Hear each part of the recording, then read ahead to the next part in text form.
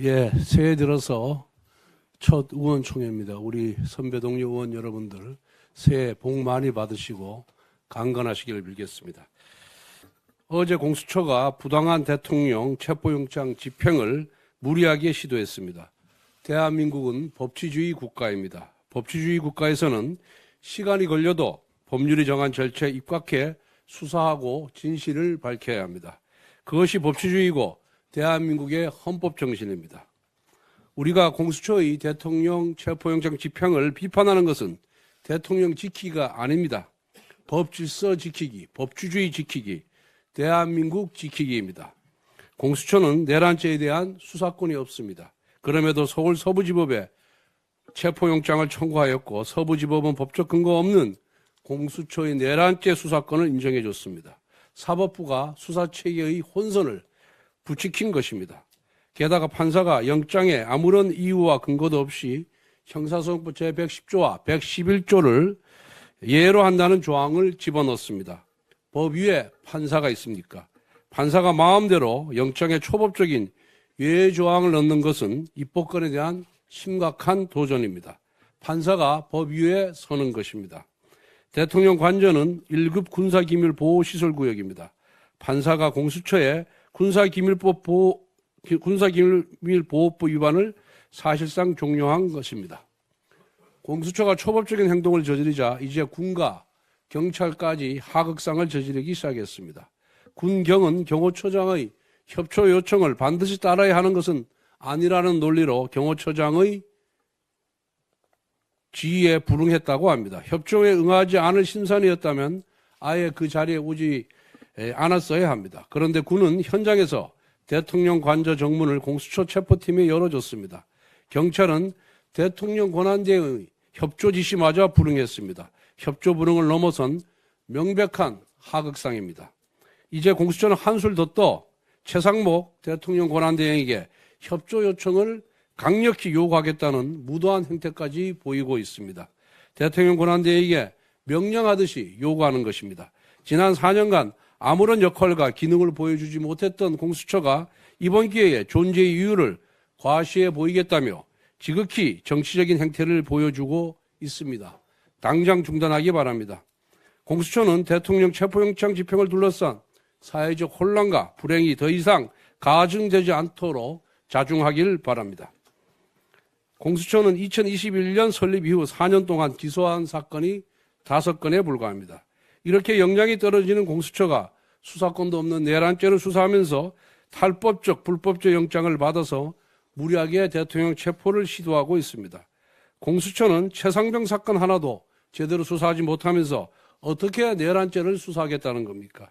마치 멸치가 고래를 삼키겠다며 달려드는 격입니다. 또한 공수처의 내란죄 수사는 절차와 역량의 문제 이외에 인적 구성이 지극히 편향적입니다. 공수처 비상계엄 태스크포스의 최장우 검사는 법무법인 LKB 출신입니다. LKB 권도영 변호사, LKB 허윤 변호사는 공수처 검사 출신입니다. 이처럼 LKB와 공수처는 명함의 앞면과 뒷면처럼 붙어있는 사실상의 한 몸입니다. 국회 측 탄핵법률단의 이광변 변호사는 우리법연구회 창립 멤버이자 LKB의 설립자이자 사실상의 대표입니다. 심지어 야권에서 초대 공수처장으로 거론되었던 인물입니다. 이광번 탄핵소추 변호인단 대표는 법관 재직 당시 우리법연구회 창립을 주도했습니다. 민주당이 추천한 헌법재판관들과 부당한 체포영장을 발부한 법관 모두 우리법연구회 소속입니다.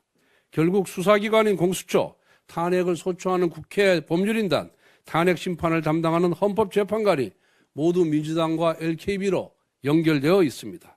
어느 때보다 공정한 적법 절차가 필요한 상황임을 고려할 때 용납될 수 없습니다. 그동안 LKB가 맡은 주요 사건은 민주당 이재명 대표의 공직선거법 위반 사건, 조국 전 장관의 입시 비리 사건, 김경수 전 지사의 드루킹 사건, 송영길 전 대표의 전당대회 돈봉투 살포 사건 등이었습니다. 이 정도면 민주당 전용 로펌이나 다름이 없습니다. 게다가 김은경 전 환경부 장관의 블랙리스트 사건, 월성원전 경제성 조작 사건, 이성윤 전 서울고검장의 김학의 불법 출금 수사 중단 외압 사건처럼 문재인 정부의 비리를 전담했던 로펌이기도 합니다. 심지어 문재인 정부 당시 이용구 법무부 차관은 아예 LKB 창립 멤버 출신이었습니다. 공수처가 수사에서 완전히 손을 떼야 하는 이유가 나날이 더해지고 있습니다. LKB 민주당과 삼위일체인 공수처는 국정 혼란을 중단해야 합니다. 즉시 무리한 수사를 중단하고 관련 수사권 일처를 경찰로 이관하십시오. 국회 탄핵소추 대리인단 측에서 탄핵사유에서 형법 위반, 즉 내란죄 혐의를 탄핵사유에서 처리하기로 했습니다. 탄핵소추문은 204명의 찬성으로 가결된 것입니다. 이것을 수정하는 것은 몇몇 의원들과 변호사들의 밀실 협의로 졸속 결정할 사안이 아닙니다. 국회의 탄핵소추문에 내란이라는 단어가 총 38번이나 들어갑니다. 구체적인 탄핵소추 사유 1번이 내란 범죄 행위입니다. 탄핵소추민 결론의 첫 문장도 피소추자가 내란죄를 저질렀다라고 명시하고 있습니다. 내란죄 혐의는 대통령 탄핵소추문의 알파요 오메가입니다. 이 핵심을 탄핵사유에서 제외한다는 것은 안고 없는 찐빵이 아니라 찐빵 없는 찐빵입니다. 국가에서 통과될 때는 내란죄를 전면에 내세우고 헌재에서 심판할 때는 내란죄를 뺀다면 탄핵 절차를 우습게 만드는 것입니다. 만약 탄핵소추 사유에서 형법 위반 사유를 제외한다면 내란죄 혐의뿐만 아니라 직권남용죄, 특수공무집행 방해죄 혐의도 제외해야 합니다. 헌법 위반의 사유만 적시한다면 개헌법 위반 사유도 제외해야 합니다. 헌법 위반 사유만 심리한다고 하면서 내란죄 혐의만 제외할 수는 없습니다. 더 나아가 민주당은 탄핵소추문에 우리 당 추경호 전 원내대표를 내란 공보범으로 적시했습니다. 야당은 탄핵소추문 졸속 작성으로 추경호 전 대표의 명예를 훼손한 데 대해 사과해야 합니다. 더 큰 문제는 한덕수 대통령 권한대행 탄핵입니다. 정족수 151석으로 탄핵시킨 핵심 사유도 내란 아닙니까? 똑같이 탄핵소추에서 내란을 뺀다면 한덕수 대행 탄핵소추야말로 근거 없는 원천무효입니다. 탄핵이 가결된 지 이제 겨우 20일이 지났습니다. 20일도 못 갈 탄핵소추문으로 가결시킨 졸속 탄핵이었던 것입니다. 야당은 국민을 우롱한 졸속적인 탄핵소추문 작성에 사과해야 합니다. 헌법재판소는 졸속으로 작성된 탄핵소추문을 각하시켜야 합니다. 다시 제대로 써서 국회가 재의결해야 합니다. 그렇지 않으면 국회는 아무렇게나 탄핵소추문을 써서 통과시켜도 된다는 선례를 남기는 것입니다. 민주당의 엉터리 탄핵 남발을 용인해 주는 결과가 된다는 것을 헌법재판소가 무겁게 고려하길 바랍니다. 비공개하겠습니다. 네, 현 시간부로 비공개로 진행하도록 하겠습니다. 언론인 및 보좌진 여러분들의 협조를 부탁드리겠습니다.